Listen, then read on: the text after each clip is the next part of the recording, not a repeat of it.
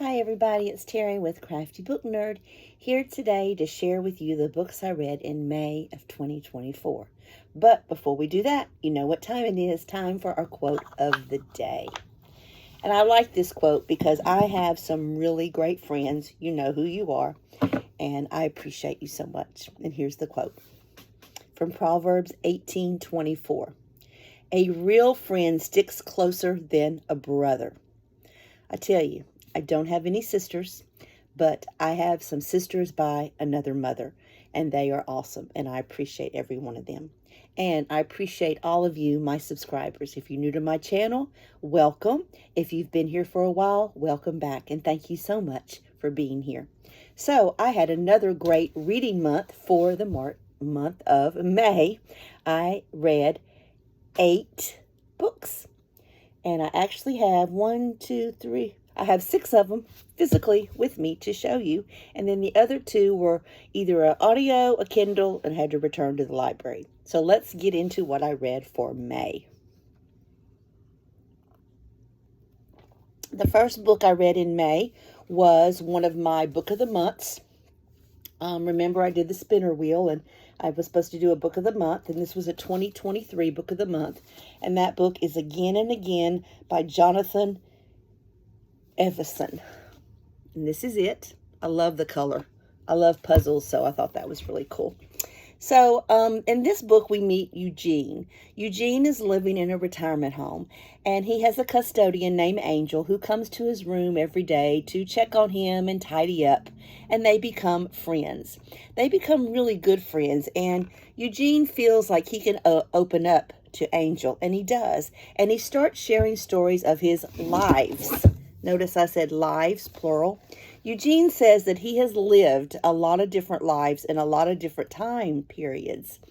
And Angel believes him because in each of these lives, there is one constant person, and that is the woman that he loved. And he's always trying to get back to her. And there was a lot of jumping around in the book, so some of it was hard to follow, but the premise of it was pretty amazing, and I enjoyed it, and I gave it 4 stars. That's Again and Again. The next book I got was a library book, and that is Baby X by Kira Pedkoff. Probably butchering her name. Baby X. This is kind of a sci-fi. I don't read a lot of sci-fi unless it's dystopian, and this was kind of dystopian. It's set in the 2050s, and it's about an underground entity known as the Vault, and their job is to steal DNA. People are wanting DNA from famous people or smart people or rich people, and so that's what the Vault does. It's about 3 women who want to get DNA to have babies. And what happens with these women, we get their backstory, we find out about the problems they're having, but the cool thing is that in the end, we find out how all 3 of these women's lives are intertwined together. I wouldn't say it was a thriller. It says a thriller here. I don't know. It's dystopian to me and more of a mystery.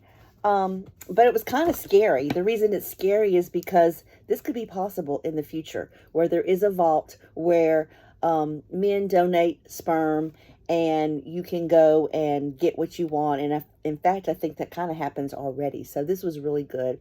And I did give this one 5 stars. I loved it. Next, I have another Frida McFadden. I'm slowly working my way down that list. This one I got from the library, and that's One by One. And again, this one was a disappointment, y'all. It seems like the last few that I've read, I just haven't enjoyed that much. This was a premise that I have heard over and over. 6 friends lost in the woods. They begin to disappear one by one. And it just didn't do it for me. I wasn't invested in the characters. It was not a thriller. I gave it a 3, but it was probably more like a 2.5. So, One by One. The next one was interesting, something that I don't usually read, but I have been picking up a few middle grade. I've been getting some recommendations for some middle grade books. And so this one was a new release, and that's Wings to Soar by Tina Atchahide. I know I butchered that name. This was a very quick read. It's written in prose. It's about Viva and her mother and her sister, and they're living in a resettlement camp in England. They're waiting on their father to join them, and they're having to deal with people that don't like brown-skinned people, people that are very prejudiced toward them. After a time, their father doesn't show up, and they move to Canada, and they're hoping that they can find him and he can come and be with them. Quick read, like I said. It's about friendships. It's about a young girl who was very brave, very strong in what she did to help her family. I enjoyed it and gave it 4 stars.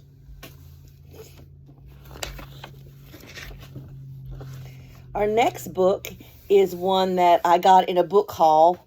Went to a store somewhere and picked up this one. And I have read a few of Tammy Hoag's books. And this one was called Secrets to the Grave. It was a bit suspenseful. It starts off with a murder of a young mom. And the only witness is a young child, Haley. At first, in the beginning, when I was reading it and they were describing the crime scene, it was pretty graphic. So there's kind of a trigger warning and horrific. I almost stopped reading it because I could not get past the description of the crime scene. So I kind of just skimmed it because it was pretty graphic. But once I got past that, I did finish the book, and I did enjoy it.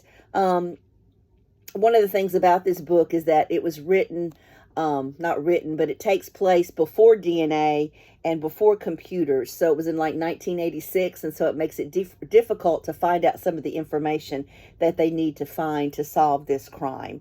It was pretty disturbing, so it was okay for me. I gave it 3 stars.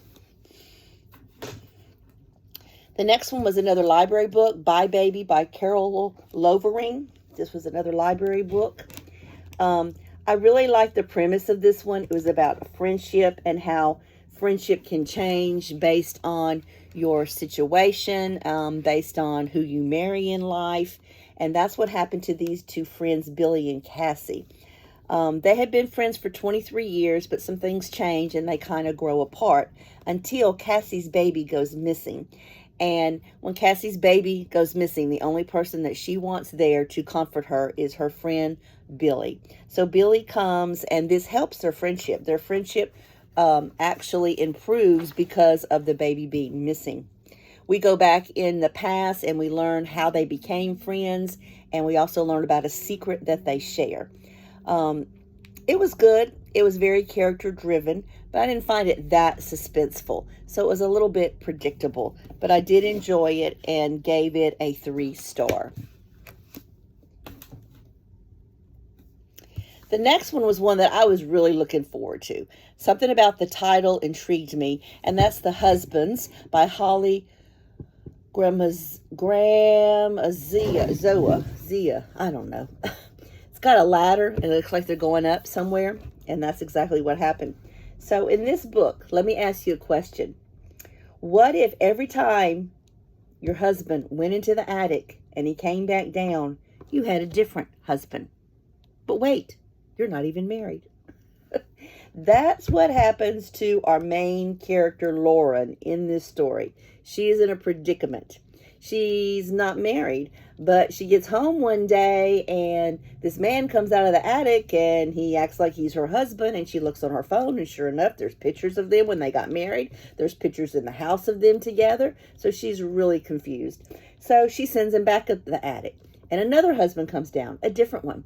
She does this for quite some time. She has to actually start taking notes because she can't keep up with what husband likes what, and it's just really confusing. It's a story about the choices that we make and how we have to accept the choices we make, and we have to deal with that. I felt this book was a little long, and so that was just a little bit much for me. But what was really cool is at one point in the story, one of the husbands that come down is Boha, and he is also able to get different wives and husbands. He's in the same predicament as she is. And so that was kind of interesting. But like I said, it's about learning to live with the choices you make. And we realize that no one is perfect and relationships do take work. So I'm still not real sure about the ending. You need to read it and let me know what you think about the ending of The Husbands. I gave this one 3 stars. And finally, the last book that I read in May was Home is Where the Bodies Are by Genevieve Rose. Heard about this one on Currently Podcasts, Reading Podcast. This was a new release for 2024. This one is about 3 siblings who are estranged, and they return home after the death of their mother to resolve her estate. We have Beth, who is the oldest, who never left home. She is the one that was the caretaker and was there with her mother when she died. We have Nicole, who is the middle child, who has been definitely estranged from her 2 siblings because she has a serious drug addiction. And then we have Michael, who has gone off and really made a name for himself and has money. And he is the youngest, and he hasn't been back since he left 7 years ago when their dad left them. While they're going through some things at their mother's house, they find some VHS tapes. And there was a VHS player. And they put the tapes in, and it's, them growing up, and there's some fun and memories and laughing. And then at the end of one of the tapes, they see something very strange, unexpected, something they're not quite so sure what's going on. So they have to decide if they're going to leave what they saw in the past, or are they going to dig deeper and find out what happened. It was very twisty. The answers they had to find, they could not come by them easily. It was definitely a thriller. I enjoyed it immensely, and I gave it 4 stars. So, those are the books that I read for May. It was a good reading month. If you've read any of these, would love to hear your thoughts on them. Stay tuned for my next video where I'll be spinning the wheel to see what I'll be reading for the month of June. Thank you again for subscribing to my channel. Please like and share and get your friends to join my channel as well. Thank you so much and have a great day.